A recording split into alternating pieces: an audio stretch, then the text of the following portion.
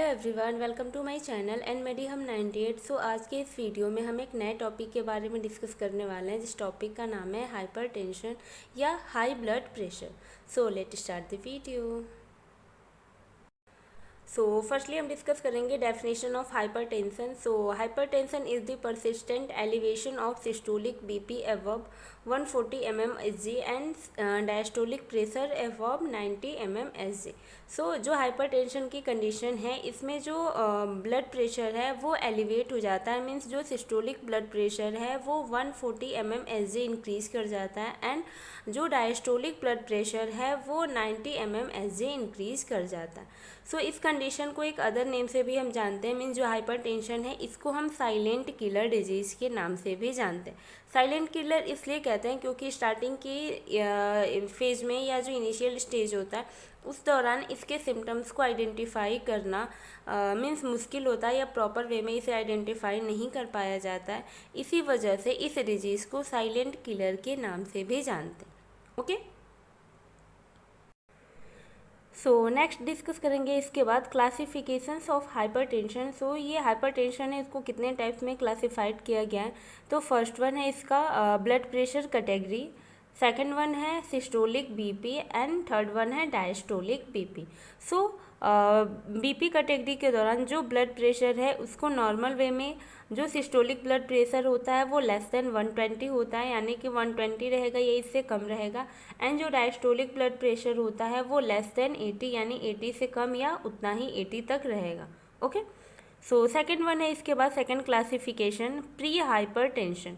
Pre hypertension की conditions में जो बीपी है या जो सिस्टोलिक ब्लड प्रेशर है वो 120 टू 139 के बीच में या बिटवीन द 120 एंड 139 के बीच में जो सिस्टोलिक ब्लड प्रेशर है वो रहता है।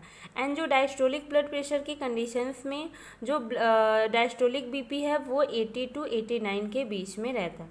ओके, सो थर्ड वन है इसके बाद hypertension stage first. Hypertension stage first के दौरान जो सिस्टोलिक बीपी है वो 140 बिटवीन 159 के बीच में रहता है एंड जो डायस्टोलिक ब्लड प्रेशर है वो 90 टू 99 के बीच में रहता है। ठीक है, सो नेक्स्ट वन है इसके बाद फोर्थ क्लासिफिकेशन यानी हाइपरटेंशन स्टेज 2। इस दौरान जो बीपी है यानी जो सिस्टोलिक ब्लड प्रेशर है वो 160 और इससे हायर रहता है, या जो डायस्टोलिक ब्लड प्रेशर है वो 100 या इससे हायर रहता है। ओके, सो नेक्स्ट इसके बाद हम डिस्कस करेंगे इसके टाइप्स के बारे में। जो ब्लड प्रेशर है या जो हाइपरटेंशन है इसके क्या क्या टाइप्स होते हैं। तो मेनली यहाँ पे कुछ इसके टाइप्स दिए गए हैं, जिसमें कि फर्स्ट इसका टाइप है प्राइमरी हाइपरटेंशन। प्राइमरी हाइपरटेंशन की कंडीशंस में क्या देखने को मिलता है, तो it is also known as essential hypertension constitute more than 90 to 95% of all cases of hypertension. So ये जो प्राइमरी हाइपरटेंशन है इसको हम इसेंशियल हाइपरटेंशन के नाम से भी जानते हैं, जिसके जो केसेज होते हैं वो 90 टू 95% केसेज में प्राइमरी हाइपरटेंशन की कंडीशंस को सीन आउट किया जाता है या देखा जाता है। ठीक है, इसमें इसके कुछ मेन कॉजेज है, यानी कुछ कॉजेज है लाइक जो इसका कॉज है फर्स्टली तो ये अननोन होता है या इडियोपैथिक है, मीन्स इसके कॉज को आइडेंटिफाई प्रॉपर वे में नहीं किया जाता है। बट इसके कुछ अदर कॉजेज है लाइक जेनेटिक और फैमिली हिस्ट्री की वजह से भी प्राइमरी हाइपरटेंशन जो होता है वो कॉज हो सकता है। ठीक है, या लाइफ स्टाइल लाइक अगर जो पर्सन है उसका प्रॉपर वे में लाइफ स्टाइल मतलब प्रॉपर तरीके से नहीं है, लाइक अगर वो स्मोकिंग करता है, ठीक है, बैड हैबिट उसके अंदर है, अगर उसके अंदर डिप्रेशन एंजाइटी जैसी कंडीशंस भी बनी हुई है, तो वैसे पर्सन में भी प्राइमरी हाइपरटेंशन डेवलप हो सकता है। या इंक्रीजिंग एज की वजह से अगर जो पर्सन है उसका age day by day increase कर रहा है, या ओबेसिटी अगर उसके अंदर बहुत ज़्यादा है तो उसकी वजह से भी प्राइमरी हाइपरटेंशन डेवलप हो सकता है। या मेटाबॉलिक डिजीज़ या डिसऑर्डर्स की वजह से या डायबिटीज़ मेलाइटिस की वजह से भी प्राइमरी हाइपरटेंशन की कंडीशन डेवलप होती है। सो नेक्स्ट इसके बाद टाइप्स है इसका सेकेंडरी हाइपरटेंशन। जो सेकेंडरी हाइपरटेंशन होता है इसके जो केसेज है 5 to 10% केसेज में सेकेंडरी हाइपरटेंशन को आइडेंटिफाई किया जाता है। मीन्स ये जो कंडीशंस होती है इसमें इसका जो भी इसके कॉजेज होते हैं वो आइडेंटिफाइएबल होते हैं, यानी इसके कॉज को आप प्रॉपर वे में आइडेंटिफाई कर पाते हैं, जिससे कि आप ये पता कर पाएंगे कि जो हाइपरटेंशन है उसमें सेकेंडरी हाइपरटेंशन कॉज हुआ। सो इसके क्या क्या कॉजेज हो सकते हैं। तो फर्स्ट वन इसका कॉज है narrowing of arteries that supply blood pressure to your kidneys. ठीक है, यानी कि ऐसी आर्टरी जो कि ब्लड सप्लाई किडनी को कर रही है, इसके अदर ऑर्गन को जो आर्टरी ब्लड सप्लाई करती है वो नैरो हो जाती है, यानी पतली हो जाती है, संकरा हो जाती है, जिसकी वजह से सेकेंडरी हाइपरटेंशन कॉज हो सकता है। इसके अलावा अगर उस पर्सन के अंदर एड्रिनल ग्लैंड से रिलेटेड डिजीज़ है, या जो अयोर्टा है या जो आर्टरी है वो बहुत ज़्यादा कॉन्स्ट्रिक्ट हो गई है, तो इसकी वजह से भी ब्लड प्रॉपर वे में सप्लाई नहीं हो पाएगा। या जो फीमेल है उसके अंदर प्री एक्लेम्सिया की कंडीशन है। प्री एक्लेम्सिया भी एक एबनॉर्मल कंडीशन या हाई रिस्क प्रेगनेंसी के अंडर में ये प्री एक्लेम्सिया की कंडीशन डेवलप होती है। अगर फीमेल के अंदर ये कंडीशन है तो उसकी वजह से भी हाइपरटेंशन या सेकेंडरी हाइपरटेंशन डेवलप हो सकता है। या इसके अलावा जो पर्सन है मीन्स अगर मेडिकेशंस लेता है, लाइक अगर oral contraceptive medications, pills, OTC medications या कोकिन जैसी जो मेडिसिन है उसको वो ईट करता है या इनहेल करता है या मतलब अपने डाइट में लेता है, तो उसकी वजह से जो सेकेंडरी हाइपरटेंशन है वो कॉज हो सकता है। ओटीसी का मीन क्या होता है, over the counter medications. Means ऐसी मेडिकेशन जिसको कि विदाउट प्रिस्क्रिप्शन, मीन्स डॉक्टर के बिना प्रिस्क्रिप्शन के ही उस मेडिसिन का यूज किया जाता है, उसे ही हम ओटीसी मेडिकेशंस के नाम से जानते हैं। ओके, सो नेक्स्ट इसके बाद क्लासिफिकेशन से इसका third systolic and diastolic hypertension. Systolic and diastolic hypertension को इससे पहले भी हमने डिस्कस किया, जिसमें कि हमने आपको बताया कि जो सिस्टोलिक ब्लड प्रेशर होता है वो एवर्ब हो जाता है 140 mmHg, एंड जो डायस्टोलिक हाइपरटेंशन की कंडीशन होती है जिसमें जो ब्लड प्रेशर है वो 90 mmHg इंक्रीज कर जाता है, जिसको कि हम सिस्टोलिक एंड डायस्टोलिक हाइपरटेंशन के नाम से जानते। ओके, सो नेक्स्ट वन है इसके बाद फोर्थ क्लासिफिकेशंस जो है border line hypertension. Border line hypertension से ही आप समझ जाएंगे कि हाइपरटेंशन का जो बॉर्डर है उससे जो ब्लड प्रेशर है उसका माइनर वे में इंक्रीज करना।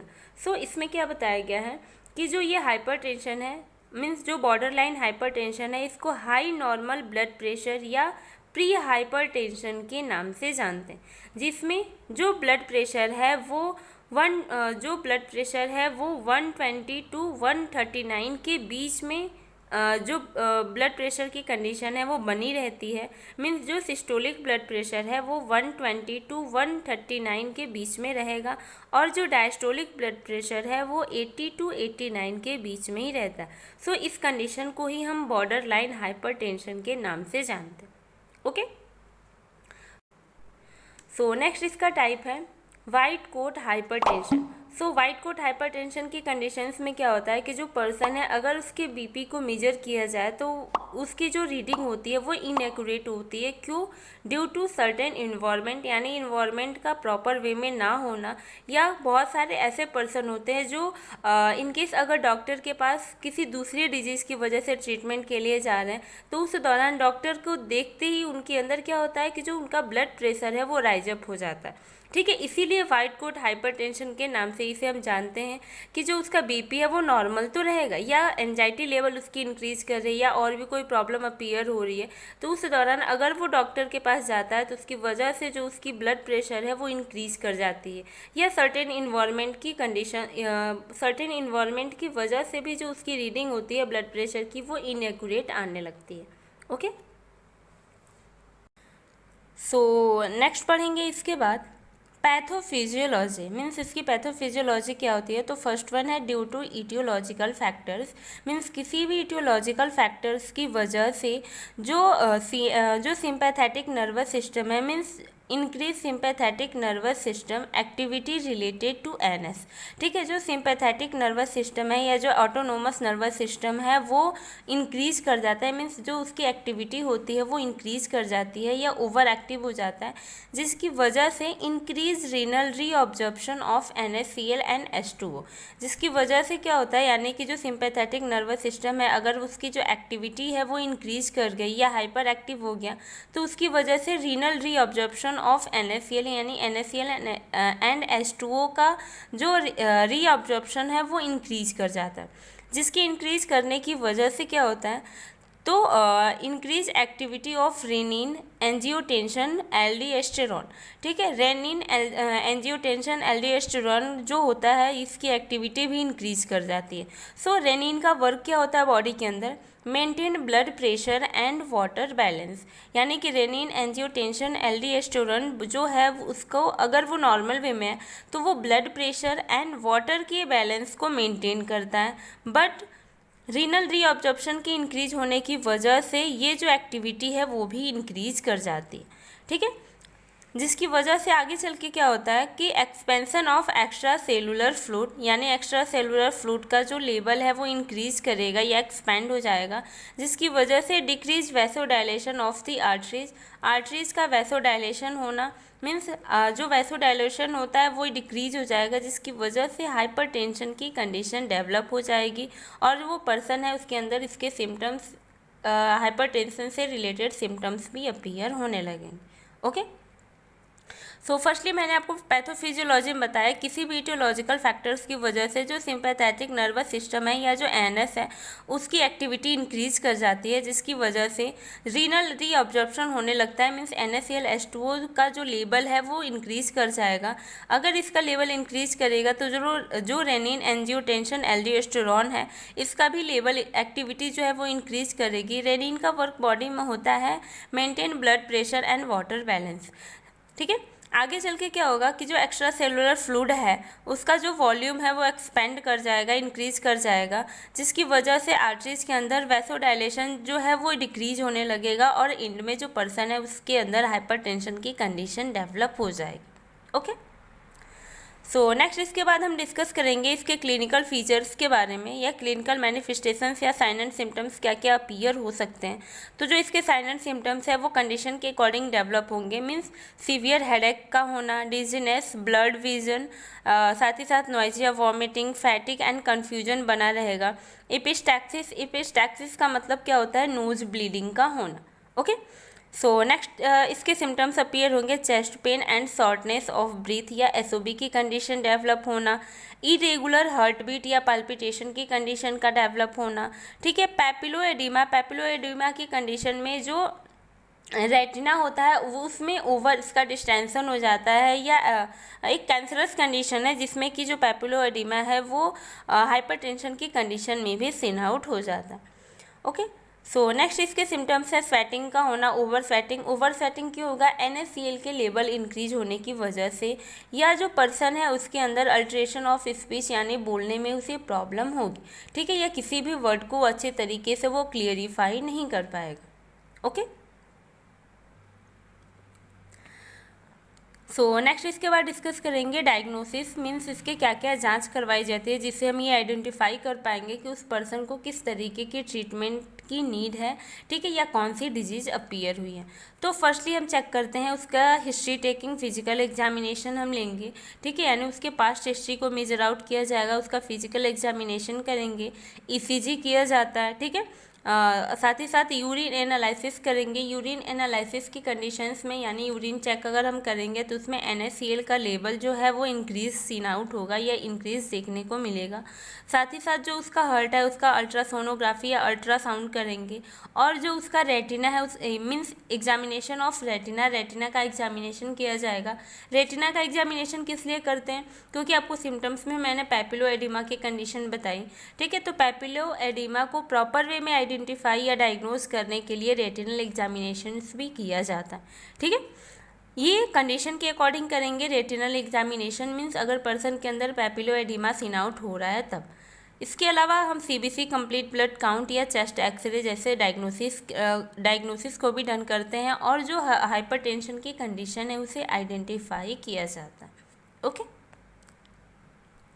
सो नेक्स्ट है इसके बाद मैनेजमेंट में जो पर्सन है उसे स्पेशली तौर पे मीन्स उसके कंडीशन के अकॉर्डिंग फर्स्टली उसे मेडिकल मैनेजमेंट ही उस पर्सन को प्रोवाइड किया जाता है। मीन्स कंडीशन के अकॉर्डिंग जो भी मेडिकल ट्रीटमेंट है उस पर्सन को प्रोवाइड करेंगे। सो फर्स्टली हम प्रोवाइड करते हैं डायूरेटिक्स की कंडीशन फर्स्टली जो मेडिसिन है उसे हम कहते हैं डायूरेटिक। मीन्स डायूरेटिक प्रोवाइड किया जाएगा लाइक फ्रूसेमाइन 240 mg पर डे, ठीक है। या इसके अलावा जैसे क्लोरोथैलिडीन जैसी ड्रग्स लाइक जो इसका डोज है वो 12 to 50 mg पर डे, ठीक है। सो नेक्स्ट है इसके बाद नेक्स्ट ड्रग है स्पाइरोनोलैक्टोन। इसका जो डोज है वो 20 to 100 mg per day provide किया जाएगा। इसके अलावा हम बीटा ब्लॉकर्स लाइक प्रोपेनोलॉल, एट्रिनेलॉल भी जैसे ड्रग्स भी यूज़ कर सकते हैं। इसके भी डोजेज यहाँ पे आपको बताए गए हैं। इसके अलावा अल्फ़ा बीटा ब्लॉकर जैसे लेबिटोलॉल 2 to 30 mg per day provide किया जा सकता है। इसके अलावा वैसोडाइलेटर जैसे कि हाइड्रोलेजिन 50 to 300 mg per day. Calcium channel blocker nifedipine या निकॉर्डिपिन लाइक इसके भी यहाँ पे डोजेज को बताया गया है। मीन्स इस तरीके के जो भी ड्रग्स हैं वो कंडीशन के अकॉर्डिंग पेशेंट में प्रोवाइड किए जाते हैं। Okay, so that's it of this video. If you like my videos, so please like, comment, share and subscribe my channel. Thank you.